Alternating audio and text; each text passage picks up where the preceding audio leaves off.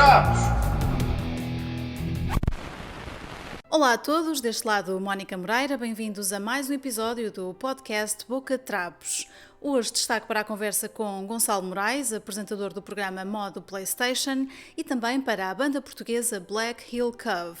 Infelizmente não foi possível reunir as habituais sugestões de eventos culturais, por isso avançamos rapidamente para o destaque aos Black Hill Cove, que editam Broken a 5 de novembro.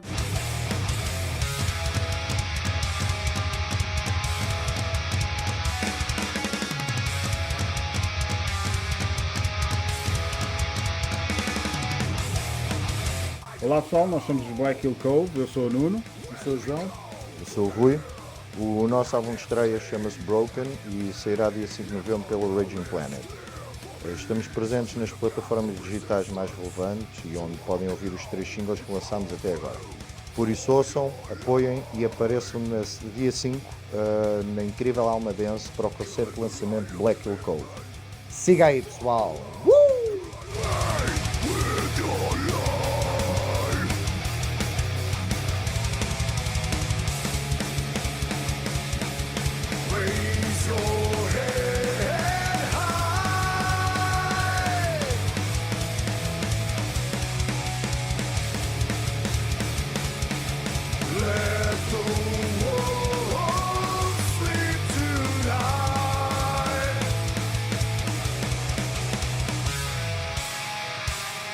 Foram então os Black Hill Cove e o seu Broken, que vão poder ouvir a 5 de novembro em Almada, conforme referido pela banda.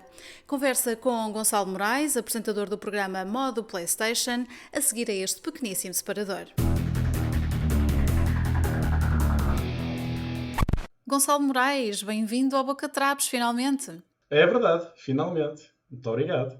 Não tens de quê? Assim na tua casa. Muito bem, bem-vindo. Como é que estás? Olha, estou bem, estou em casa também, está um bocado de calor. Mas estou bem, estou satisfeito. Muito bem, ainda bem que estás bem, é sempre bom saber, né? Para arrancarmos aqui esta conversa logo em grande. Sim. Então, Gonçalo, vamos falar um bocadinho aqui sobre o teu percurso. Nós já nos conhecemos há muitos anos. É verdade. Temos Mike, aí é verdade. um grande historial de produções de televisão, eventos e tudo mais. É verdade. Vamos tentar falar um bocadinho de tudo. Sim, E se calhar começamos pelo princípio, não é? está bem. Então, era o ano 1984. Sim. Não, vamos lá então. Olha, lembro-me de quando nós nos conhecemos, numa fase em que tu quiseste ser apresentador de televisão, concorreste a um casting de televisão para um programa diário, e nesse casting não ganhaste, mas isso trouxe depois outras oportunidades, não é? Que ainda estão ligadas àquilo que tu estás a fazer hoje, como apresentador do Modo PlayStation, por exemplo, certo? Sim. E curiosamente todas tiveram um dedo teu. Também, sim. E então, o que é que tu trouxeste contigo desse casting e o que é que foi mais importante nessa experiência? Olha, a coisa mais importante dessa experiência foi... Sabes que eu não fui ao casting, como é que eu tenho de dizer? Eu já sabia do casting, mas eu não fui por iniciativa própria, digamos assim. Alguém te Eu inscreveu, fui- não é? Não, mas convenceram. Sim. Fui Ok. convencido. Epá, tu devias ir, tu isto, tu aquilo, e tu disseste. E eu disse, epá, porque sabes que a principal barreira, ainda hoje é assim, é quando no casting pedem fotografias. Se for um vídeo, está-se bem. Agora A sério? fotografias, epá, eu não... Metem-me uma câmara à frente e só sai ou uma careta ou uma coisa... Pronto, que às vezes até pode ser o que é preciso. E tem a ver Mas- contigo, não é? Portanto, isso faz Sim, mas sentido. na altura eu vejo as 3 fotografias que eu mandei para o casting e aquilo parecia tipo o Gonçalo a tentar fazer olhar morangos, sabes? Aquela cena, olhar para o infinito, Sim, assim sim. encostado a uma parede, assim de perfil. Enfim, senti-me uma... Mas olha que não eras Muito o esquisito. único, portanto, havia fotografias de todo o tipo. Pois, eu Acredita. sei, mas para mim foi a principal barreira. É sempre essa. Quando pedem fotografias eu penso, olha, mais um que vão ligar à imagem e depois como eu também não me acho assim nada de nenhum modelito, acabo por... a minha confiança sai sempre furada. Então mandaste as fotos e achaste que não dava em nada. Ah pá, sim, achei que se eu entrasse, mas eu acho isso ainda hoje, quando me candidato a alguma coisa desse género para televisão, etc., eu acho sempre que a barreira mais difícil é aquela inicial em que ninguém te conhece, em que tu não tens a oportunidade de falar, porque na verdade eu acho que sou uma pessoa interessante, uma pessoa que tem coisas interessantes para dizer, uma pessoa que comunica bem, Portanto, aquela barreira inicial em que é olhar para a imagem, deixa lá ver o cabelo deste, deixa lá ver não sei o quê, essa é a parte que a mim me faz mais, não é medo, mas é aquela que eu acho que é mais existe difícil. na televisão, não é? Portanto, estás a concorrer Cada a um vez casting mais. de um programa de televisão, isso te fazia sentido. Estamos a falar do curto-circuito, era um programa que já trazia uma grande história, não é? E estavas a dizer então que o que trouxeste mais importante dessa experiência foi? O que trouxe mais importante dessa experiência foi a experiência. A experiência em si mesmo. Sim. Houve várias coisas. Estar em frente às câmaras, que é uma coisa que há pessoas que ficam. Isso é uma coisa interessante de se ver agora quando olho para trás para os primeiros programas. Há pessoas que, quando metem uma câmara à frente, ficam introvertidas, ficam fechadas, não se conseguem abrir. E há outras, que foi o meu caso, que é ao contrário. Metem uma câmara e de repente aquilo liga ali um chip qualquer e entras em modo persona e aquilo é all over the place. Claro, depois isso tem que ser gerido, tem que ser controlado. Hoje em dia está muito diferente. Mas é curioso ver como logo nessa altura eu descobri esse meu efeito de ter câmaras apontadas e ter pessoas a ouvir aquilo que tu vais dizer. Que é uma coisa que eu, de certo modo, já conhecia do teatro também, se bem que no teatro não és tu, não és tu próprio, não é? E ali foi uma experiência gira. Acho que ainda hoje, por exemplo, quando às vezes no modo PlayStation fazemos diretos live, portanto, em direto mesmo, Sim. Eu consigo sentir que o amor e a energia do direto vem certamente dos tempos do curto-circuito, porque depois, como tu sabes, estive lá durante 4 anos, não diariamente, mas estive a fazer o modo PlayStation durante 4 anos, era em direto. O espaço PlayStation, neste caso, não é? O espaço PlayStation. Já estás em modo PlayStation. Que bolas, enganei. Mas sim, o espaço PlayStation, óbvio, exatamente. Mas não deixa de ser curioso que aquela cena do direto, do tudo é possível, aquelas ideias que a gente tinha no programa e que só eram possíveis também naquele programa, não é? Sim. E que geralmente não te diziam que não, pelo menos numa fase inicial. Essa adrenalina eu trouxe-a comigo e ainda hoje, quando estou no meu dia-a-dia, quando estou, por exemplo, na Hipotrip a fazer uma animação de uma viagem, aquilo para mim é um direto, em que tudo o que tu dizes está a ser discutado. Já vamos falar um bocadinho sobre essa tua função também, ok? Para nos contares um bocadinho o que é que fazes, mas para já continuamos aqui então. Sim. Estava só a dar um exemplo, porque a Hipotrip, claro. Os eventos, tudo aquilo que eu faço neste momento em termos profissionais tem a ver com isto, ter as pessoas a escutar o que estás a dizer no momento, em direto. E acho que isso foi realmente a grande mais-valia que trouxe, além de um guarda-roupa enorme que ainda tenho ali, que é uma coisa muito boa também. Sim, guardas tudo, não é? Guardo tudo e ainda me servem. Que é sempre uma alegria. Isso é espetacular, nem toda a gente pode dizer o mesmo, não é? Passados tantos anos. Podes crer. Muito bem, então olha, tu quando acabas o casting do curto-circuito e depois continuas mais tarde a tua participação com o espaço PlayStation, como eu sei que tu antes disso já jogavas, não é? Já eras um gamer, mas a título pessoal, não é? Em casa, com os teus amigos e enfim, como é que tu passas de um gamer ocasional para um gamer quase profissional, vai, entre aspas, aqui nesta função de apresentador do espaço PlayStation e mais tarde do modo PlayStation? Então, como é que isto acontece? Para quem não sabe, porque certamente tu saberás. Eu, durante é para esses que nós estamos a falar, sim. Exato. No casting, eu conheci o Pedro Romão, sim. Que estava lá a fazer, creio eu, estágio, não era? Na altura em que ele entrou, sim, estágio, sim.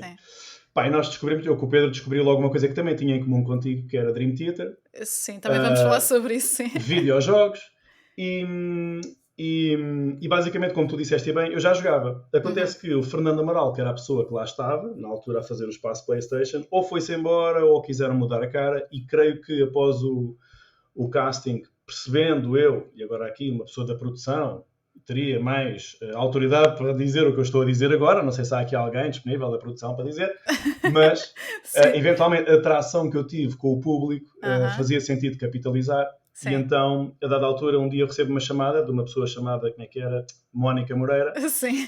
Que era da produção, a perguntar-me se, pronto, visto que eu jogava, se eu gostava de tentar apresentar o espaço PlayStation. E eu, a primeira coisa que me veio à cabeça foi, mas eu jogo, gosto muito de jogar, mas não...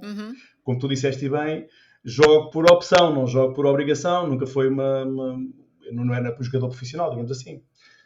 Mas aceitei e depois foi basicamente uma reunião na PlayStation, a reunir tudo o que era e-mails de distribuidoras em Portugal, que isso foi a parte mais mais entediante, não é? Sim, Porque claro. A parte aqueles administrativa contactos, quase, não é? exatamente, não é? E pedir os jogos e receber os jogos e solicitar não sei o quê, e depois o jogo não vem a tempo, e depois eu pensava que tinha naquele programa e não tenho. Ou E depois seja, uma não, coisa. não davas só a cara, também estavas a fazer alguma produção dentro do teu próprio espaço, não é? Sim, sim, eu encaro o espaço PlayStation, apesar de ser dentro do curto-circuito, uma espécie de mini programa no qual eu tinha esse papel também de responder e-mails, Sim, fazer contactos telefónicos, receber coisas em casa, jogar, porque as pessoas não se lembram que para eu chegar ao programa e falar de um jogo tive que o jogar. E exato. nem sempre tens vontade de jogar os jogos. Isto é uma coisa muito curiosa, Ou porque eu podem quando ser estava jogos que no. tu não gostas, não é? Quer dizer, mas é Exatamente, não, mas trabalho, não é? é isso mesmo. Eu quando cheguei lá lembro-me do Fernando Amaral, eu como gostava de PlayStation, nos dias do espaço PlayStation com o Fernando Amaral, eu falava muito com ele. Ele dizia-me, epá, é que há uma diferença muito grande entre tu jogares porque queres, aí escolhes o jogo que tu queres, dedicas as horas que quiseres, ou de repente aqueles jogos que tu queres jogar, tu até nem os podes jogar porque tens que jogar os outros que tu nem te apetece assim tanto, mas que são o Sim. último que saiu ou que são aquele que tens que levar. Epá, e isso muda completamente. Eu deixei de ter tempo desde então a esta parte. Basicamente não me lembro de mais nenhum período de tempo comprido, a não ser agora durante o confinamento, que apareceu há algum tempo, obviamente, Sim, em que tu pudesses jogar o jogo que realmente tu querias. Imagina, temos jogos que duram 100 horas. Eu não tenho 100 horas claro. para dedicar a um jogo quando tenho mais 300 jogos para jogar. Portanto, isso mudou completamente, Sim, mas mas foi uma coisa boa. essa mudança, estavas a dizer, foi uma coisa boa no geral, né? E tens acesso a muito mais jogos e sabes Sim, as sim, sim. novidades todas em primeira mão e etc. Mas Sem dúvida. isso estragou de alguma forma a tua experiência como gamer ocasional? Assim, não estragou, pá, não posso dizer que estragou porque é o que estavas a dizer, tem coisas boas e coisas más. As coisas boas, sem dúvida, é tu receberes os jogos, receberes jogos que não irias jogar de outra forma. Na altura do curto-circuito também, como a televisão tinha uma preponderância muito grande, era muito fácil, tu pedias a uma distribuidora material, estou-me a lembrar agora, por exemplo, do Guitar Hero, a Ecoplay, como era para o curto-circuito, mandou-me uma vez 2 sets de banda, que era para ter guitarra, se uma não funcionasse, não sei o quê. Sim, Hoje em dia, se eu pedir uma coisa dessas, eles dizem-me, pá, está bem, então e quantos seguidores é que tens no Instagram? sim, os Percebes? tempos mudaram bastante Mudaram nesse bastante. aspecto, sim. Mas sem dúvida alguma que eu tenho jogos que não teria jogado de outra forma e, portanto, tornei-me um jogador mais completo. Não tão casual, tenho menos tempo para jogar FIFAs com os amigos ou jogar outra coisa assim, mas também conheço muito mais da indústria. Portanto, mudou o Claro. perfil, mas não sinto que tenha ficado assim a perder. Eu acho que a área do jornalismo de videojogos é muito parecida com a área do jornalismo de música, por exemplo, em que tu tens muita gente a trabalhar nessa área, não é? E hoje em dia, dadas estas circunstâncias das redes sociais e tudo mais, o que conta são os números e não são as pessoas. E, portanto, tu podes ser o gamer mais expert do mundo, não é? E se não tiveres esse following na internet, Yeah. não consegues ter acesso a certas coisas, assim como na música, podes não ter acesso às entrevistas que queres porque não tens números suficientes. E às vezes é um bocado frustrante, não é? Saberes que fazes melhor e que não tens esse acesso. Mas enfim, vamos, É vamos, isso mesmo. vamos passar à frente. Olha, em relação aqui ao modo PlayStation, como é que tem sido estar a fazer este espaço? Eu sei que tu estás acompanhado pela Marta Casaca na apresentação e Sim. como é que tem corrido? Tem corrido bem. O programa em si tem muitas coisas boas, é feito com muita qualidade, com muita atenção ao pormenor. Apesar de estarmos no YouTube, vê-se ali muitas vezes o tipo de cuidado que eu estou habituado a ver na televisão. O que pode ser bom, pode ser mau, mas porque tu vais a ver os canais de YouTube, nem todos têm esse tipo de qualidade e às vezes têm, como estavas a falar dos followers, têm grandes números e não tem tanto a ver Exato. com isso. Mas em todo o caso, acho que tem havido um cuidado muito grande com esses pormenores. A minha dupla, a Marta e eu, é engraçado, a gente complementa-se. Ela é um bocadinho mais calma do que eu, creio que também não é difícil ser mais calmo do que eu, mas E se fossem os dois como tu, era difícil de gerir, não é? exato, era muito Sim. difícil.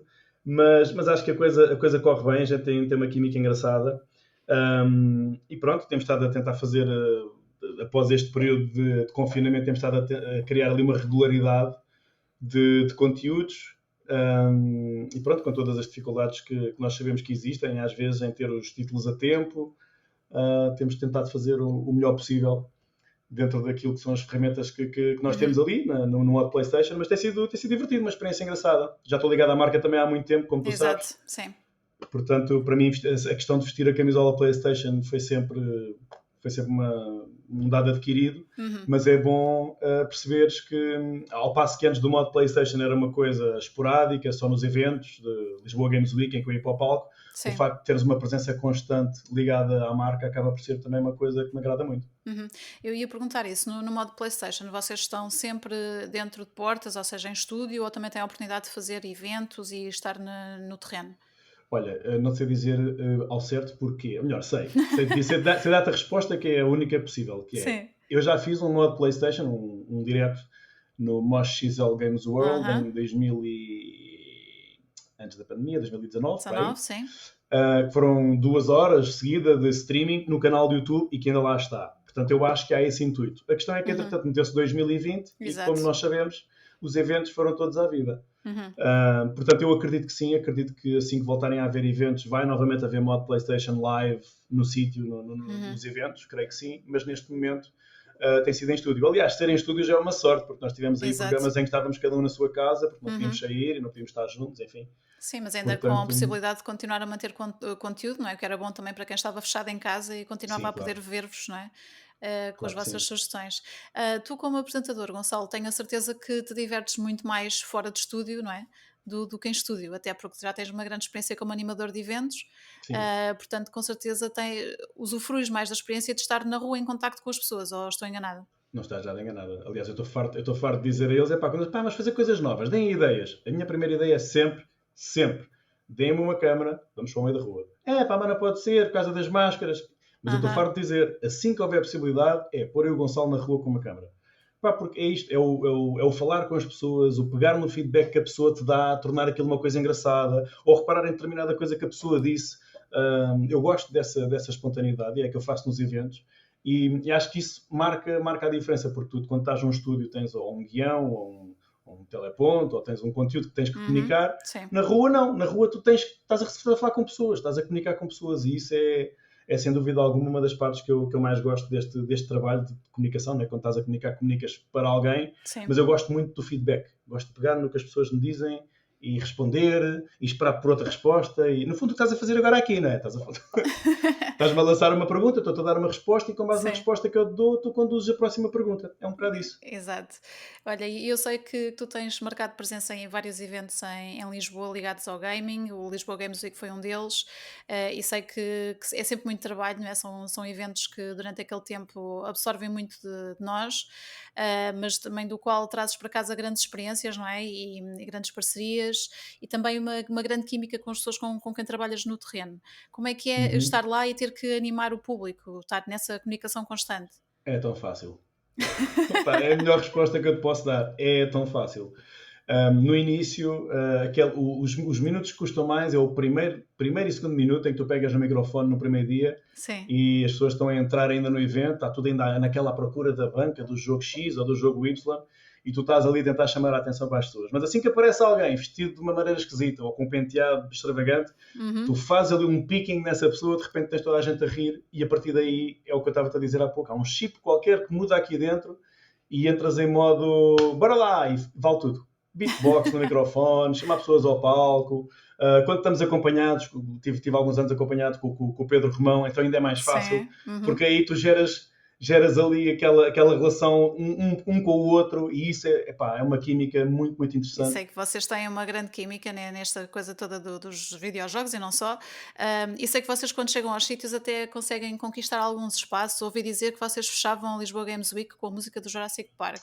Como é que vocês fizeram isso? Então, geralmente, quando era o final do palco, nós tínhamos o nosso amigo Diogo também, costumava estar lá atrás nos eventos na Lisboa Games Week, ele estava a controlar o som, então nós tínhamos sempre tudo preparado. Aliás, a autoria do Romão, que era quando a gente fazíamos as despedidas finais, e ele pedia lá ao Diogo, punhamos a música do e dávamos um grande abraço triunfal no palco. E é uma coisa incrível. Ou então, damos um abraço e começamos a bater nas costas um do outro a música do Terminator. Okay. Portanto, é uma das duas, mas essa química é assim. Eu acho que, como tu disseste bem, são eventos que são muito, muito intensos. Tu tens de te apoiar nas pessoas que estão à tua volta. E quando a coisa corre bem, passas por experiências inolvidáveis. E com o Romão aconteceram muitas vezes. O Romão foi a pessoa responsável, aqui tem que ser dito, no primeiro ano que eu foi Sim. por causa do Romão, que ele na altura estava em carrego da Liga Oficial PlayStation. Sim. E perguntaram-lhe se ele sabia de alguém que tivesse capacidade para animar o palco, e ele deu o meu nome. A partir daí eu fui todos os anos, mas o primeiro ano foi graças a ele. E divertimos imenso. E ainda hoje, quando há algum tipo de... Porque depois fizemos várias coisas, como tu também sabes. Sim, sim. Fizemos várias gaming zones na FNAC, e outras coisas que tais, e essa química está sempre lá. E é curioso que toda a gente fala disso. Sim, É um bocado como aquele casal maravilha, sabes? Toda a gente diz, opá, vocês são mesmo feitos um para o outro. O Romão é um bocado isso. Fica isso, não é? Sempre que as pessoas nos encontram em eventos, fica isso, sim. Também me lembro bem de ouvir pessoas que de fora, não é? Do nosso círculo, falarem disso e lembrarem-se disso muitos anos depois, o que é sempre engraçado. É, sem dúvida. Ok, olha, esta coisa de vestir a camisola da PlayStation é sério, não é? Porque eu sei que tu em 2019 chegaste a pintar o teu cabelo de azul para um evento da PlayStation. É verdade. Como é que veio essa ideia? Então, eu sou um bocado maluco. Não Não sei, digas. não sei se tu já sabias. E farto-me muito rapidamente do meu cabelo. Do meu cabelo, quer dizer, do estilo que tenho. Não consigo aguentar muito tempo com o mesmo. Uhum. Mas gosto muito, isso já percebi, gosto muito de cristas. E isto é curioso, posso partilhar aqui em primeira mão. Eu gosto da crista porque não gosto de ter cabelos por cima das orelhas, não gosto do cabelo em cima das orelhas. Espera, isto é muito específico, deixa-me É. ouvir isto bem. Então, a Então- razão pela qual tu gostas de cristas, ou moicanos, não é? Para quem Exatamente. está por dentro deste estilo, é porque não gostas de ter cabelo por cima das orelhas. Não ok? gosto do cabelo nesta parte aqui por cima das orelhas, ou seja, gosto de não ter cabelo nessa zona. Sim, sim. Mas adoro, quando passo a minha mão assim por trás da cabeça, sentir que tenho cabelo lá. Ok. Ora, se tu fores fazendo o check nas várias boxes, vais perceber que o único corte que cumpre com os requisitos é este. Pronto. Pronto, então naquela altura eu estava já farto da minha crista, mas não queria tirá-la, então pensei, olha, é agora. Então resolvi pintar o cabelo, de azul, obviamente. Foi também para tentar marcar ali uma... E acho que funcionou, curiosamente. Foi para tentar marcar ali uma posição, dizer à PlayStation, eu estou aqui, eu sou a PlayStation, posso ser mais ainda se assim quiserem. Aham. E acho que eu disse isso tudo só com o pintado do cabelo. Tanto que Sim, disse isso que marca uma posição logo bastante forte, não é? os convites vieram a seguir a isso. Eles podem dizer que não tem nada a ver, achas que sim, mas o que é facto é que ainda hoje às vezes eles dizem, então quando é que pintas o cabelo? Eu sei que é na brincadeira, mas é curioso que pá, foi isso. Tanto que eu depois fiquei com o cabelo azul durante mais uns tempos, mas sabes que já uma vez pintaste o cabelo de azul? Eu não. Pronto.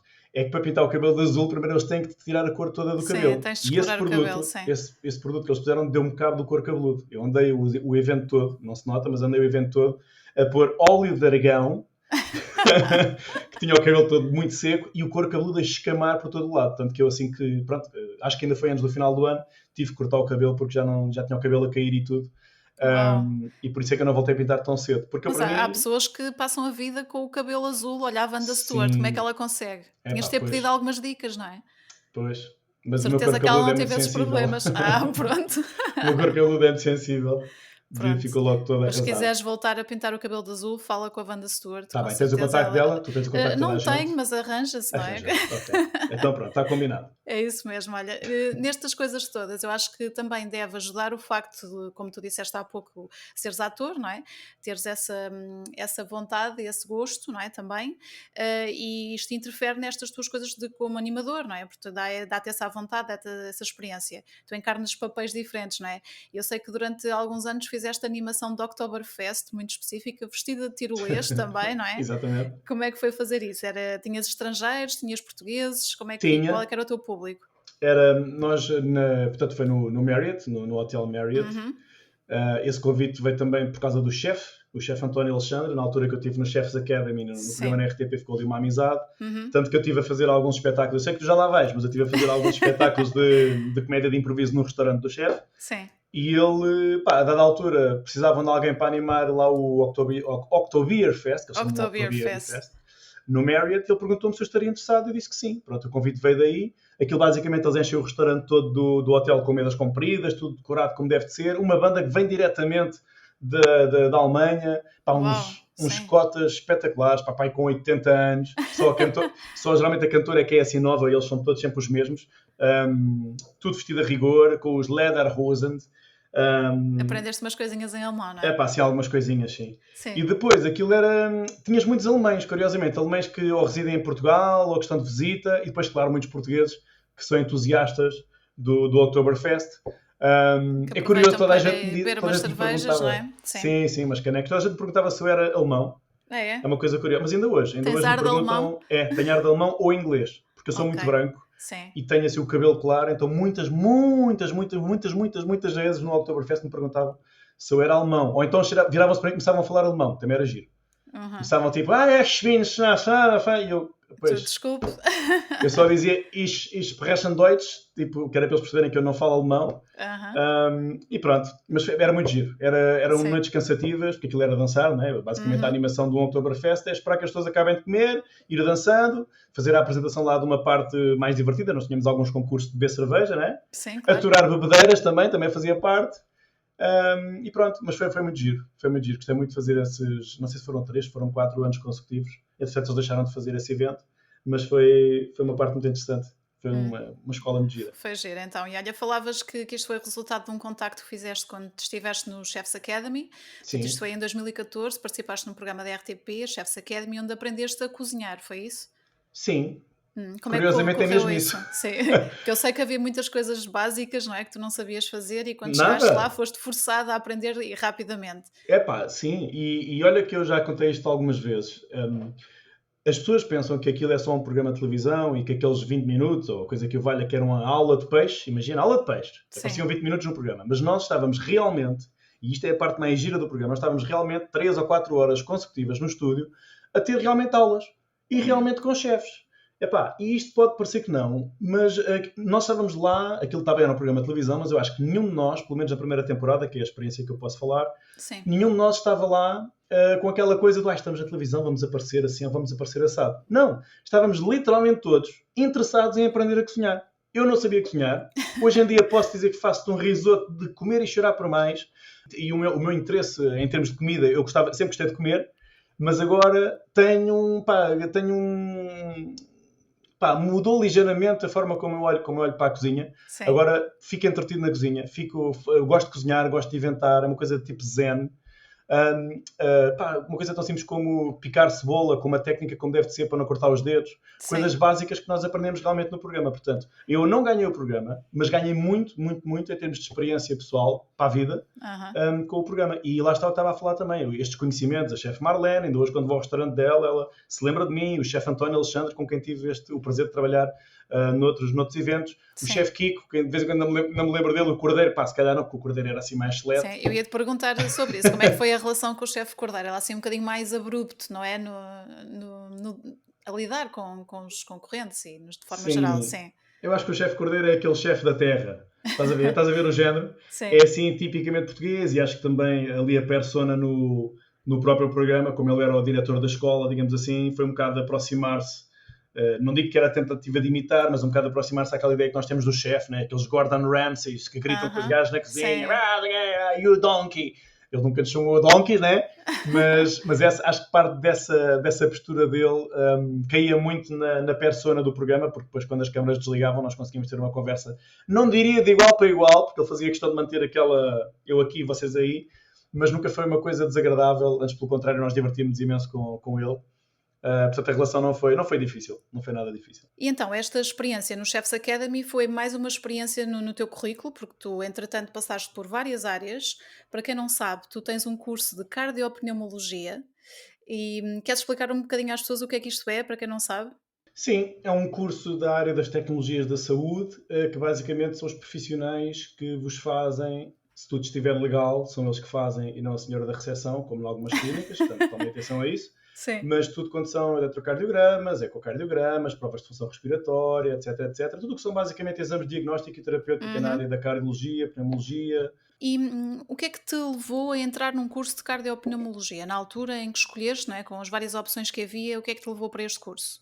Olha, o que me levou para este curso foi... eu tinha a certeza que queria saber mais do corpo humano. Adoro o corpo humano. Adoro a forma como ele funciona. E a minha curiosidade sobre como é que funciona, porque é que funciona, é imensa. E dentro do corpo humano, o sistema que sempre gostei mais foi o coração. Perceber como é que funcionava a parte toda circulatória, as trocas gasosas, a respiração. E então, quando fui ver os cursos para os quais tinha média, isso é uma coisa importante, Sim. eu ainda pensei assim, enfermagem. Vou para a enfermagem. Olhando hoje para trás, queres que diga, ainda bem que não fui. Ainda bem que não fui, mas no fundo é isso. O que me levou para o curso, eu acho que, já agora com um pequeno à parte, eu acho que nós todos escolhemos a nossa formação cedo demais. Sim, é verdade. Na nossa idade, quando tu tens que escolher, eu não faço ideia do que é que faz um cardiopneumologista. Se me perguntasses mesmo na altura de ter entrado para o curso o que é que ele fazia, eu não sabia. Eu não sabia como é que era o dia-a-dia de um cardiopneumologista, qual é que é os salários, quais é que são as saídas profissionais, se há trabalho ou não. Portanto, acho que nós escolhemos um bocadinho às escuras. E eu não fui exceção, escolhi às escuras, então baseei-me somente naquilo que era a área de conhecimento do curso, Sim. atraía-me. Então, bora. Ok, e quando chegaste ao fim do curso percebeste que havia problemas em continuar nessa carreira? É Houve por isso? causa do desemprego. Se eu tivesse saído do curso, e isto é verdade, se eu tivesse saído do curso e tivesse arranjado emprego, talvez eu não tivesse tido aquele momento em que abri os olhos e pensei, epá, será que é isto que eu quero fazer para o resto da vida? O que é facto é que eu cheguei ao final do curso, não havia emprego, havia sim estágios profissionais não remunerados, que ainda hoje há, se eu Sim. quiser vou, se eu quiser vou para um hospital, estou lá 6 meses a trabalhar sem receber, e depois quando chegar ao final digo assim, então e agora, querem-me contratar? E eles dizem, epá, não, agora vais-te embora e vamos buscar outro igual a ti. Sim, Pronto. pois. Se eu quisesse fazer isso, teria feito durante uns anos, até depois arranjar eventualmente uma clínicazinha ou uma coisa qualquer. Mas como eu não tenho perfil para isso, foi esse embate no final do curso com o desemprego que me fez questionar a minha vida e olhar para todas as possibilidades que eu tinha de outra forma. Portanto, eu não fiquei desencantado com a área. Não sei se me estou a fazer entender. Sim, O que sim. eu quero dizer com isto é que não foi por desinteresse da área. Hoje em dia já não iria para trabalhar para um hospital, por exemplo, mas não foi desinteresse na área. Na altura estava motivado e queria, e se me tivessem aparecido com um emprego fixe num hospital, se calhar hoje ainda estava a fazer isso. Tanto que eu depois mais tarde tento novamente a área da saúde, entrando para o INEM, e portanto não foi certamente desencanto pela área. Foi mesmo pá, eu não tinha perfil para estar a trabalhar de borla e estar desempregado a bater com a cabeça nas paredes. E então, se tivesses conseguido arranjar trabalho depois do curso, provavelmente não estávamos a ter esta conversa agora, não é? O teu percurso teria sido muito diferente. O meu percurso teria sido certamente diferente. Não sei se não viria parar aqui na mesma, se queres te diga, porque sabes que eu tinha alguns problemas. Eu tinha alguns problemas na cena de trabalhar nos hospitais. Os meus professores todos podem atestar isso. Sim. Eu, por exemplo, fazia muita confusão aquela coisa do... Pá, imagina, eu ia para o estágio com bata e levava calções por baixo. Na altura... E não se podia? Impensável. Não, esquece. Hoje em dia não sei se já é mais aceito ou não, tipo tatuagens e não sei o quê. Mas na altura, ires de calções por baixo de uma bata, estás a brincar e ias logo com a nota negativa no estágio. Pá, isso e outras Como coisas se isso interferisse em alguma coisa do resto, sim, não é? Sim, exatamente. Mas pronto, esse tipo de coisas, como estavas em contexto escolar, chateava-me a sério, porque eu não percebia porque é que eu não podia fazer um bom trabalho e ser eu mesmo. Pá, se estava calor, porque é que eu ia estar o dia todo? Repara bem, uma pessoa está no hospital o dia todo a trabalhar e, ainda por cima, quando não há ar-condicionado, porquê é que tens que estar no pico do verão de calças só porque aí tal fica feito calções? Epá, não faz sentido nenhum, tens é que fazer o teu trabalho bem feito. Exato. Enfim, eu era um bocado revolucionário nesse aspecto, portanto... iria ter algumas questões que teria que ultrapassar, portanto não tenho a certeza que ainda lá estivesse hoje. Sim, e eu acho que toda esta tua vontade de querer fazer coisas, de comunicar, não é? Seria sempre mais forte, não é? E Eu também provavelmente haveria qualquer coisa nem que fosse em paralelo com essa carreira, mas para conseguires sobreviver, porque Sem dúvida. se ficasses fechado num hospital por aí, acho que serias uma pessoa bastante triste, não é? E é Sim. preciso essa parte também para haver equilíbrio, não é? Sem dúvida. Ok. Olha, eu tinha aqui uma informação, tu foste duplo É verdade. de cinema? É verdade. Mas o que é que tu andaste a fazer no cinema? Conta lá. Então, olha, eu te fiz um curso de formação teatral Sim. na Guilherme Consul. Não era bem na Guilherme, quer dizer, era na Guilherme Consul, mas pronto, era uma coisa que depois ficou à parte. Que foi um curso de um ano, onde conheci pessoas. Conheci o Mário Bomba, Sim. depois também trabalhei com ele. Eu Sim. conheci o Rui de Sá, conheci assim muitas... O Guilherme Filipe, exatamente. Eu conheci várias pessoas com quem trabalhei depois, e uma delas, que eu gostei imenso de trabalhar com ele, foi o David Chan Cordeiro. Ok, o nosso grande duplo, sim. Exatamente. Epá, e eu adorei o David, adorei a energia dele, adorei o que nós aprendemos com ele. Portanto, ele teve a dar, obviamente, a aula a disciplina de lutas cénicas. Epá, e ele na altura estava com... Eu perguntei-lhe se podia tentar também, que eu gostava de aprender mais qualquer coisa, e ele tinha na altura uma coisa chamada Mad Lab. E o Mad Lab era todos os sábados, creio eu, aos sábados de manhã, ele ia para um ginásio em Lisboa, com a equipa de duplos dele, mas, de certa forma, aceitava pessoas que quisessem fazer parte da equipa. Uma espécie de... Não era bem casting, Sim, mas as pessoas sim. iam. Pá, pronto, claro que ele não aceitava toda a gente, tinha que ser alguém que já tivesse algum tipo de conhecimento, e no meu caso fui eu e o Telmo Ramalho, que também Sim. deves conhecer, ator, também Conheço, sim, improvisador. ator. Fomos os dois, então aquilo era aos sábados, íamos dar umas cambalhotas, né? Fazer umas coisas, e depois treinávamos todos aqueles movimentos que tu usas nas lutas cénicas, os murros, as rodadas, e pá, no fundo é uma aula de ginástica, no fundo. E depois de muitas artes marciais à muitas mistura, artes marciais, não é? sim. Claro que ele tem lá pessoas que são mesmo da área das artes marciais, o Bruno Salgueiro, que hoje em Sim. dia também tem muito, muito sucesso no YouTube, também faz parte, o Pedro Borges, enfim, muitos que eu conheci na altura. E houve um projeto, ou seja, de vez em quando eu aparecendo projetos, novelas, eu fiz uma como é que era? Rosa Vermelha? Não Rosa sei. Fogo? Rosa Havia uma Fogo é novela, capaz Rosa de Fogo, ser, pronto. sim, é capaz. Há uma cena que eu entro, que eu andei à porrada com o Pedro Cunha, aquele ator que depois entretanto faleceu. Ok. Esses pequenos trabalhos iam aparecendo e ele chamava as pessoas que tinham mais perfil para aquilo que lhe era pedido. Ou seja, ele tinha o contrato lá com a está-me a faltar agora o nome, a produtora das novelas da SIC. Sim. Não é plural, é Também não me estou a lembrar agora, mas também não é importante, sim. Pronto, não é importante. E então ele dava, geralmente quando eram papéis que tinham algum tipo de interpretação adicional, alguma frase, alguma coisa parecida, ele procurava pôr as pessoas que eram mais viradas para a representação. No meu caso seria eu, o Telmo Ramalho. Quando era coisas mais arriscadas, mais de atropelamentos e isso tudo, ele ia buscar os séniores, o Bruno, a Daniela. Sim. Entretanto, a coisa mais gira que eu fiz com ele foi uma produção que foi feita cá em Portugal, que a série chamava-se Odisseus, que foi muito falado na altura, que era uma série luso-francesa, portanto, era francesa, mas foi gravada toda quase em Portugal, ali na zona de Azeitão. E ele ficou encarregue da equipa de duplos. Ele era digamos, o encarregue português, e depois havia o Cyril e outro, que eram franceses, já muito versados, com uma grande tarimba na área dos duplos, que estavam a fazer aquilo. E aquilo era no tempo do Ulisses, né? Portanto, os romanos e os troianos e não sei o quê, então andávamos de armaduras no meio da praia ali na zona de Sesimbra e de Azeitão a fazer lutas. E eu sei que isso ainda está disponível na internet, se quiseres depois ver, Odisseus, na parte dos créditos, ainda vamos aparece lá o meu nome. essa dica para quem estiver a ouvir o Boca de Trap, pessoas poder pesquisar no YouTube, então. Muito Odisseus, bom. foi o que tu disseste, Odisseus, é verdade, uma série francesa. Ok, mas conseguimos ver-te ou só vamos... Sim, se procurares, não aparecem todos os episódios e geralmente os duplos não aparecem com muito enfoque na cara. Mas sim, eu sabendo que cenas é que fiz, sim, consigo identificar, até porque nós tínhamos os elmos. Portanto, nós andamos ali a marchar com os elmos na cabeça. Mas há um ou dois momentos, aliás, há uma fala que eu digo numa cena de um acampamento, que é curioso. A fala era, não me lembro já de como é que eram as palavras, mas era em francês. Tiveste a falar francês, sim. Eu falei francês, mas eles não devem ter gostado da minha voz, porque depois estive a ver o episódio e a minha voz aparece dobrada. Pois, ok. Dobraram aquilo com o francês, provavelmente um francês com uma pronúncia mais francesa, não é? Exato. Então aparece a minha cara, mas a minha voz bem aguda, bem feia, bem esquisita. E alguma vez te passou pela cabeça investir mais nessa área da parte do duplo, trabalhar com duplo? Passou, mas não era bem aquilo. Ou seja, para eu investir mais era possível, mas era um investimento demasiado grande, porque ser duplo não é fácil e o respeito que eu tenho por eles é enorme. O trabalho é diário, o treino físico é diário, fazer as cenas arriscadas é realmente arriscado. Isto é ponto assente. E na verdade, quando eu olho para um filme, quando eu olho para uma série, apesar de eu gostar imenso e aprecio muito bem, sou um grande apreciador de cenas, de coreografias de luta, etc.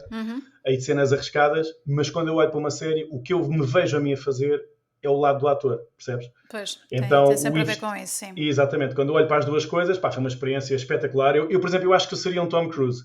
Na medida em que, sério, se eu fosse ator de Hollywood, eu ia ser um Tom Cruise. Querias fazer tudo sozinho. Exatamente, queria fazer as minhas cenas, as que puder, obviamente, não queria arriscar a vida para isso, então teria de ser uma pessoa profissional. Se bem que ele já arriscou, não é?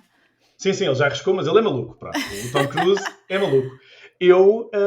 Mas eu gostaria imenso de fazer isso. Tudo o que era cenas de luta, quedas que não fossem uma coisa muito grande, gostava de fazer, mas sempre com o enfoque na personagem, no papel de representação e não no papel de duplo. Muito bem, então foi mais uma experiência a juntar aqui ao teu currículo. Sim. Vamos falar um bocadinho sobre um trabalho que te tem ocupado bastante tempo nos últimos anos. Tu és animador da Hipotrip e pode haver aqui várias pessoas a ouvir o Boca Trap, pessoas que já tenham ido contigo numa visita a Lisboa, por exemplo. É possível.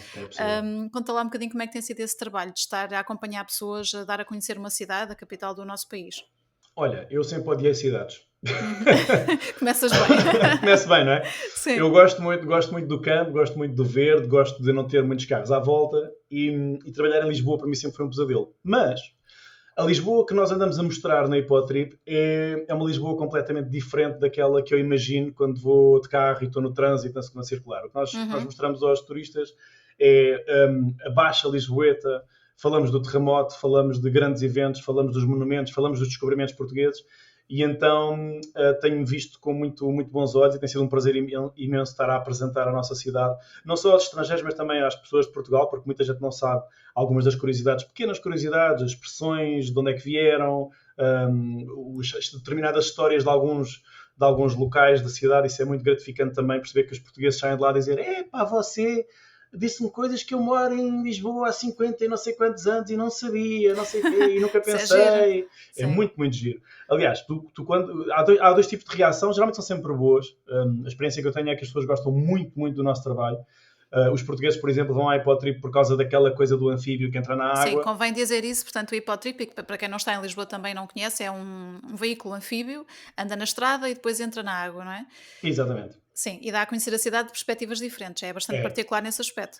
A maior parte das pessoas, quando vai, os portugueses principalmente, é por causa daquela coisa do entrar na água deve ser tão giro. E na verdade é giro. Mas quando eles repetem, nunca é por causa da entrada na água. É por causa do espetáculo que lá vai dentro. Da animação, e isso é a parte mais importante da Hipotrip, é a parte da animação. O facto de ser um veículo que entra na água acrescenta ali o fator novidade e é, digamos assim, um gancho que traz as pessoas até à empresa. Mas eu acho que a parte mais gratificante é perceber que no final o que as marca, além da entrada na água, principalmente quando são molhadas com a entrada na água, acho que ficam bastante marcadas na roupa. Sim, claro. mas o que os marca é realmente aquele sentimento de aprenderem coisas sobre a sua terra ou sobre o seu país que não sabiam. Sim, e tu próprio tiveste que aprender essas coisas, não é? Da claro. Apesar da Hipotrip se fazer uma viagem muito focada nos mitos, nas lendas, nas curiosidades, naquela coisa que não é a história rígida de Portugal e da cidade. Nós falamos, claro, do terremoto e dos descobrimentos e outros eventos, mas gostamos muito daquelas pequenas curiosidades, dos mitos, do porquê que Lisboa tem 7 colinas, ou porquê que dizem que a estátua no Rossio não é o Dom Pedro, mas sim Maximiliano, um imperador do México. Enfim, nós gostamos de nos enfocar nessa matéria, porque assim os portugueses têm uma experiência diferente, muito diferente daquilo que estavam à espera. E por isso nós temos que aprender, obviamente, e de todas as viagens aprendemos alguma coisa. Posso dizer-te que eu, quando comecei a fazer as viagens em 2016, o guião estava já escrito, portanto, digamos assim, temos um guião base, que todos os guias têm acesso quando entram, mas que ao fim de 2 meses já havia mais uma piada aqui, mais uma coisa ali, mais uma informação. Isso é típico teu, Gonçalo. É mesmo. Se tu fores agora ver a minha viagem de 2021, tem sempre o terremoto, os descobrimentos, mas a forma de entrega já é completamente diferente. Claro, está lá tudo, mas tem um tempero Gonçalo, não é? Exatamente. E depois se fores com a Ana, tens o tempero Ana. Se fores com o Pedro, tens o tempero Pedro. Portanto, isso também é interessante. Cada um dá um bocadinho de si, não é? Exatamente. É muito giro. E ias ficando sem voz para fazer este trabalho? Ia ficando sem voz várias vezes. Sim, porque isto é um trabalho que acaba por ser extenuante, não é? Que estás a falar o dia inteiro. E é curioso que é uma coisa que as pessoas podem não pensar. Eu conheço uma profissão que também às vezes fica sem voz, que é a profissão de professor. Sim, exato. Alguns professores que eu conheço também já passaram por isso, mas nós ali realmente, não há verão nenhum que não haja, que os guias quase que à vez não vão ficando sem voz de vez em quando. É preciso um cuidado muito, muito grande com a voz naquele trabalho, estar sempre hidratado. Aquilo são 90 minutos. São 90 minutos de seguida, nós fazemos 4 viagens de cada vez, 4 viagens ou 5 viagens às vezes num só dia. Com paragens entre elas reduzidas, pronto, o suficiente para conseguir ir à casa de banho, comer qualquer coisa, mas temos de ter muito, muito, muito cuidado. Posso dizer-te que no verão, por exemplo, nós, ao final de uma semana de trabalho, os últimos 2 dias eu já ando a fazer gestão, já não falo, por exemplo, e é uma coisa que é tão frustrante, Mónica, vou partilhar contigo. Tu, às vezes tens uma piada que é tão boa, e aquele momento ali era perfeito. E às vezes tenho que ser eu a puxar, sentar-me, respirar fundo e dizer: não vais dizer essa piada, estás quase a ficar sem voz, ainda vais ter mais uma viagem a seguir. Tens de poupar a voz. Sim. É mesmo. E às vezes faz toda a diferença, porque aquela piada, ou é uma piada, por exemplo, que eu faço uma voz, assim, uma voz diferente e tal, porque é uma personagem assim, não sei o quê. Às vezes eu faço essa piada e logo a seguir fico sem voz e penso: bolas, não devia ter feito. Exato. Portanto, é uma gestão muito, muito, muito intensa do esforço, neste caso das cordas vocais, porque acontece muitas vezes. É muito duro para a voz. Muito bem, ainda bem que tu na área da música não te dedicaste à parte da voz, não é? Eu sei que tu tocas clarinete, É mas verdade. se fosses vocalista de um qualquer projeto, nesta altura estarias em mais dificuldades ainda. Pá, não sei, porque o vocalista, pá, pronto, vamos lá dizer que tens um concerto de 2 horas, mas depois é só ali aquilo, não é? Sim, mas depois se tivesse este trabalho, tinhas que gerir a tua voz entre os Pois, concertos sim, e ir para sim, o trip, não é? Era mais isso era difícil. impossível. Sim, olha, e de Completamente. onde é que vem o clarinete? O clarinete, de onde é que vem?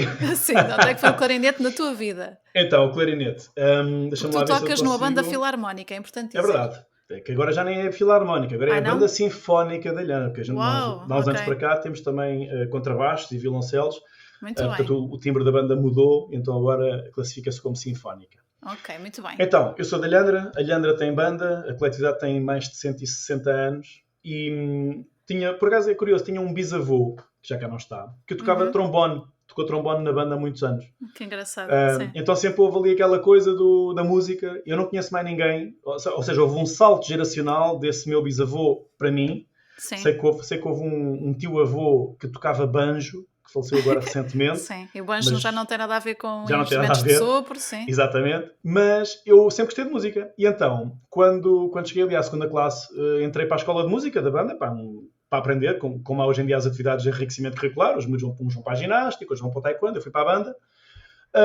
E então, pronto, foi isso, foi uma coisa natural. Em 95 entrei para a banda a tocar clarinete soprano. Daí para agora, sabes que eu não consigo estar muito tempo a fazer a mesma coisa, não é? Então, Sim. já toquei percussão, tímpanos na percussão, xilofone na percussão, agora estou com um clarinete baixo, que é um clarinete ligeiramente maior. Xilofone deve som- ser giro. Eu estou-te a É, imaginar a tocar xilofone. é giro. Aquilo é difícil, mas é giro. Sim. Portanto, eu gosto, quando é preciso tocar um instrumento qualquer que não há ninguém para tocar, eu digo logo ao mestre: Mestre, posso ir eu? Ele diz-me que sim e eu vou. Portanto, Muito bem. Então tem uma agenda, não é? Agora no tempo de pandemia não deve ter acontecido, mas vão-se olha, juntando e fizemos alguns fizeram. concertos Foi? virtuais. Que giro, sim. O concerto de Ano Novo, por exemplo, deste ano do Conselho de Vila Franca foi feito pela nossa banda, com a apresentação minha. Uau, Que é muito mais bem, sim. E mantenho-me lá, mantenho-me e é daquelas coisas, sabes, que às vezes pergunto o que é que eu faço e nem sequer me lembro de falar da banda, porque faz tão parte de mim. Às quintas-feiras à noite a ver o ensaio, e posso dizer que foi das coisas que eu mais senti falta e das coisas que eu mais sinto falta quando deixo de fazer. Imagina, há pessoas que é de ir ao ginásio. Não fui ao ginásio durante uma semana, estou-me a sentir mal. Não é sentir-me mal, mas sabes quando vais para um sítio onde o teu cérebro se foca em algo que não os teus problemas ou as tuas chatices, ou estás a perceber? Sim. Então o tempo do ensaio tu só tens de te preocupar com as notas, ouvir a harmonia à tua volta, fazer música, estás junto com 20 pessoas que estão a contribuir para criar um momento que é único, que é especial. A música diz-me muito isso, não só como ouvinte, né? Quando nós estamos a ouvir música e estamos sim. mesmo a ouvir música, estamos mesmo ali naquele momento a ouvi-la. E ali fazer música é uma coisa mágica que eu sinto muitas vezes falta quando há uma semana em que não há, ou quando agora há a pandemia, lá está, Sim. nós não tivemos ensaios, mas é importante que só depois, quando não tenho, é que percebo a importância que aquilo tem para a saúde mental de uma pessoa. Exato. Pelo menos Olha, na minha. vou-te pedir que quando tiverem um concerto marcado com a banda Sinfónica da Ilhandra, comuniques para nós podermos dizer onde é que vos podem ver. Está bem, claro, provavelmente Tá vai bem. ser em Ilhandra. Não mas- interessa, quem mas quiser eu pode digo- ir, ou se houver alguma coisa online também se pode acompanhar, não é? Ok, certamente. Ficamos à Isso espera aí, disso. Fica, Ok. fica a informação. Gonçalo, vamos entrar aqui na reta final da nossa conversa, num tom mais pessoal. Nós temos aqui um gosto em comum desde que nos conhecemos, uma banda, os Dream Theater, mencionaste há pouco. E já tivemos a oportunidade de estar em alguns concertos juntos, inclusive é na primeira fila do concerto do Campo Pequeno, quando os Dream Theater tocaram em Portugal na íntegra o Scenes from a Memory, O melhor álbum de sempre. o melhor álbum de sempre, um dos álbuns da minha vida e da tua também. Sim. Como é que foi essa experiência? Pá, a experiência foi boa, como tu sabes. Já sabes o que é que eu vou dizer, não já? Conta. Há uma pequena coisinha que vai ficar aqui entalada, que é o facto de não ter vindo com o Mike Portnoy, que é a minha formação preferida da banda, obviamente, que é o Sim. Mike Portnoy, o Petrucci, o Rudas, o Mayang e o Labrie. Sim. O Mangini também é bom, mas é bom tecnicamente, mas o Mike Portnoy faz falta naquela banda por vários motivos, mas a experiência foi boa na mesma, porque ouvires na íntegra o teu álbum preferido tocado ali à tua frente, com aqueles solos, com o Petrucci a olhar para ti, com a malta toda a cantar, e depois abraçar-me à Mónica e ao Pedro, um de cada lado, e é sem dúvida alguma um momento único. ainda tive esperanças que eles, aliás, até partilhámos um com o outro essa ideia, que era a esperança deles se reunirem todos para fazer, todos com o Portnoy. Ainda não perdi essa Para fazer esperança. essa tour. Um dia eu acho que isso vai acontecer. Epá, E aliás, pelo amor um de Deus. dos momentos altos que eu tive com o Dream Theater depois da saída do Mike Portnoy da banda foi uma fotografia que eles partilharam juntos num Natal ou numa passagem de ano, já não sei, o Yeah. Petrucci e ele, dando a saber ao mundo inteiro que apesar dele ter saído da banda, eles Estava tudo continuam bem. os melhores amigos e estava tudo bem. Portanto, isso a mim deu-me esperança de que um dia isso ainda possa acontecer. Eu espero que sim. Para quem não conhece, Dream Theater é uma banda de metal progressivo americana. Se quiserem espreitar o trabalho deles, estão por aí nas redes sociais, Spotify e afins. E esse momento de qual tu falavas, em que nós estamos, eu, tu e o Pedro Romão, de quem já falaste várias vezes neste episódio, que as pessoas também vão ouvindo falar um bocadinho aqui no Boca de Trapos, estávamos juntos, não é? Na primeira fila desse concerto, foi registado pelo Jorge Botas, fotógrafo, e temos essa recordação, não é? Essa memória de estarmos Yeah. na primeira fila do concerto. Portanto, eu acho que quando fizer promoção deste episódio, vamos partilhar Acho essa bem. fotografia Acho que sim. para Faz podermos falar desse momento. Portanto, mas isto tudo para dizer que a música é importante na tua vida, não é? Além de tocares um instrumento, também gostas de bandas e gostas de ir a concertos e aproveitas também um bocadinho disso dentro do possível, embora estes últimos quase 2 anos tenham sido penosos, não é? Para quem gosta de espetáculos ao vivo. Completamente. Nós, o último concerto que eu vi, que foi também com o Pedro Romão, tu não Sim. estavas lá. Não estava. Foi Estás a falar do concerto dos Lepros. de Lepros, exatamente. Sim. Uhum. Epá, Foi o último concerto, se calhar, assim grande que vocês foram antes mesmo disto fechar tudo, não é? Foi, exatamente. E foi um concerto, foi um concerto bom também, uma banda que eu também, que gosto e tenho vindo a gostar cada vez mais, se surpreendem bastante a cada álbum que lançam. Foi um concerto também sui generis, porque percebi que, não sei, de algumas tiveste aquela sensação que as pessoas que têm determinados interesses comuns, ou seja, pessoas que cruzam contigo na vida, Sim. que tu sentes que tens ali qualquer coisa com ela, não percebes bem o quê, mas depois à medida que vais vivendo, vais encontrando essa pessoa em sítios comuns. Por exemplo, na área dos videojogos, é incrível a quantidade de pessoas que estavam naquele concerto. Nós não combinámos ir, não combinámos nada, mas de repente aparece-me o Ricardo Correia, aparece-me o Romão já sabia, não é? Mas malta... Ricardo Correia do Rubber Chicken. Sim. E mais pessoas que lá estavam. E é curioso que as pessoas, como é que é? Similar minds think alike. É uma frase qualquer que é assim. É curioso ver, gostamos os dois do mesmo tipo de música, gostamos os dois de videojogos, gostamos os dois do humor, e a malta encontra-se neste tipo de eventos. E esse foi excepcional nesse aspecto, porque realmente estava o Filipe Correia, também conhece, um amigo meu, foi com o Mauro, foi o Romão, foi o Ricardo, estava lá a esposa do Ricardo e o filho do Ricardo.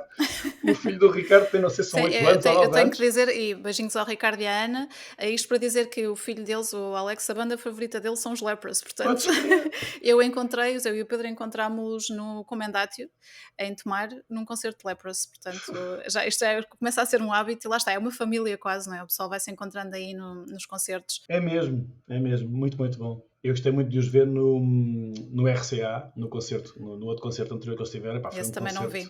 Excepcional. Eu gostei muito deste, porque foi o último, porque estive com o Romão e com o resto do pessoal também, mas o outro no RCA eu fiquei de queixo caído, sabes? Porque foi um concerto, aqueles concertos que parece que puseram o CD na gaveta, sabes? Sim. Há malta que gosta de ir aos concertos e ver variações. Ou seja, o sol do Petrucci no concerto é diferente do sol no CD. Eu sou dos outros. Eu sou daqueles que gosta de ver. Sim, és do meu clube, sim, exatamente. Eu gosto de ver ser tocado à minha frente exatamente o que eu conheço do CD. A bateria é exatamente igual.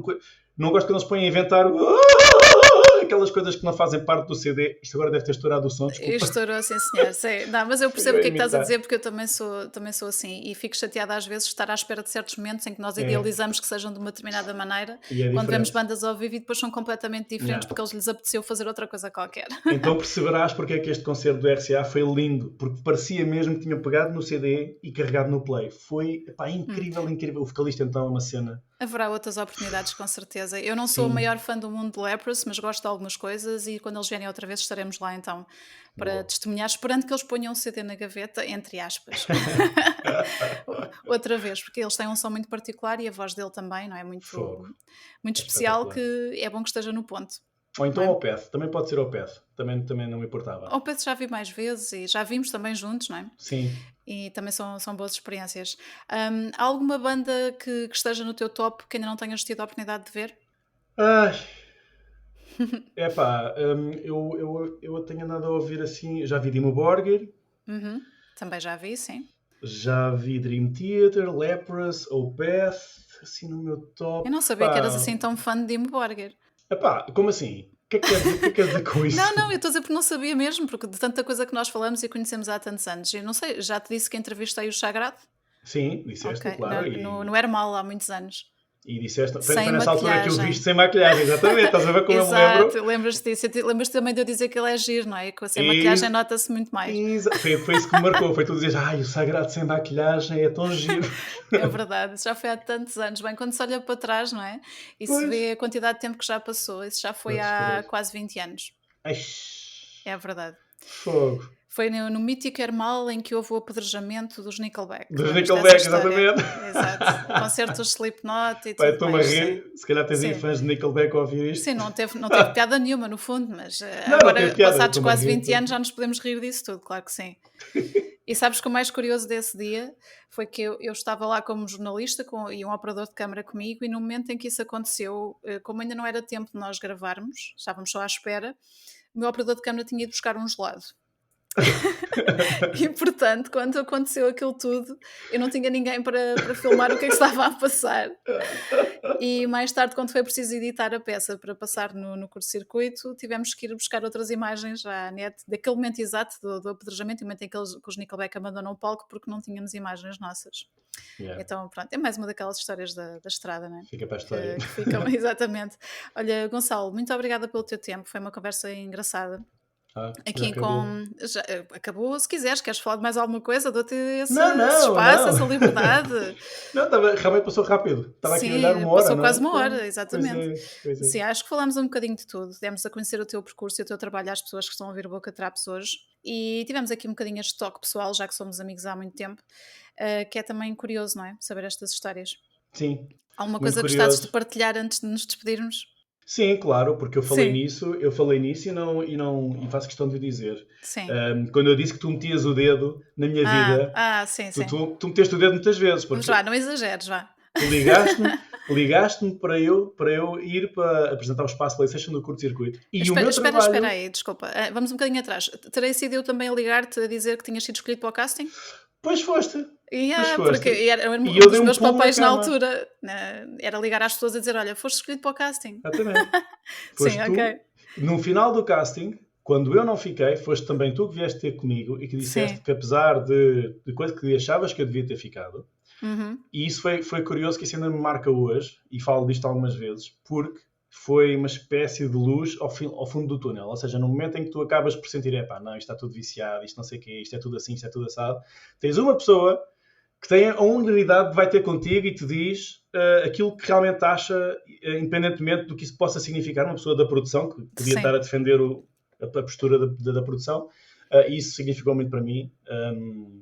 Obrigado, já te disse várias vezes, mas obrigado mais Sim, uma vez. não tens de agradecer. Eu fico comovida com essas tuas palavras passados tantos anos, porque isso faz parte da minha maneira de ser e da minha postura como profissional, a dizer sempre a verdade e ser direta com essas coisas. Acho que só merecias ter ouvido aquilo que eu disse, portanto, foi a coisa Olha, certa.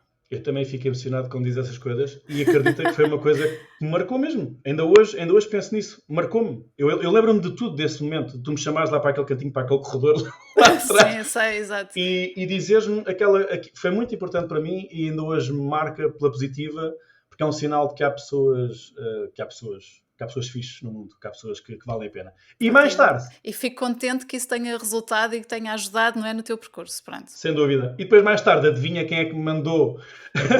Acho que foi um post de Facebook com não é proposta, com o anúncio de emprego para ir para a Hipotrip. Quem é que foi? Senhora Mónica Moreira. Exato, porque E eu li o anúncio e disse assim: isto é a cara do Gonçalo. E, na altura, eu acho que não Eu estavas nem a sequer trabalhar, sabia o que mas era. já não me lembro bem. Eu estava a fazer produção de espetáculos, mas já estava farto daquilo e Sim. não andava à procura de uma coisa que me dissesse mais. E eu não sabia o que era a Hipotrip, nunca tinha ouvido falar. Eu também não, eu vi um anúncio, E mas repente- olhei para aquilo e pensei: bem, o Gonçalo é a pessoa certa para isto, vamos lá mandar isto a ver no que é que dá. E olha, deu nisso. Mas estás a ver, se fosse outra pessoa, e agora atenção, há outras pessoas que podem ouvir isto e que vão pensar, nunca mais te digo nada. Mas há pessoas que tu dizes assim, pá, vê lá isto. E depois é uma proposta para trabalhar no restaurante ou trabalhar não sei onde e tu não ligas nenhuma. Agora, quando vem de uma pessoa que tu sabes que te conhece e que está a dizer, vê lá isto, que isto tem a tua cara, eu pensei, vou pelo menos ver. Ali aquilo e tal, tive mesmo naquela para não mandar porque o quê? Estar a turistas, o quê? Lisboa e tal. Mas mandei na mesma e foi imediato. E fiquei, e mais uma vez, Mónica Moreira a decidir para onde é que eu vou. Portanto, a minha pergunta para ti é, Mónica, onde é que eu vou daqui para a frente? Espero que continues a fazer o modo PlayStation durante muito tempo, e aí eu não tenho dedo nisso, não é? Mas espero que continues a fazer isso durante muito tempo e se aparecer alguma coisa que eu leia e que seja a tua cara, a tua descrição, falaremos. Nunca se sabe, não é? Nunca se sabe. Sim, senhora, estou sempre aberto. Eu se calhar devia estar a trabalhar como recrutadora de recursos humanos. Olha, pessoal. isso Já pensaste? é que era. Isso é que era. Vou pensar Isso nisso. É que era. Vou abrir o meu LinkedIn e ver o que é que se passa. Olha que eu acho que sim. Acho que teve muito sucesso. Ok, Gonçalo, muito obrigada uma vez mais. Foi bom estarmos aqui este bocadinho. Espero que toda a gente tenha ficado satisfeita com esta conversa e de conhecer também melhor o teu percurso. E vai dando notícias. Claro que sim. E todo o sucesso para o modo PlayStation e para tudo aquilo que fizeres.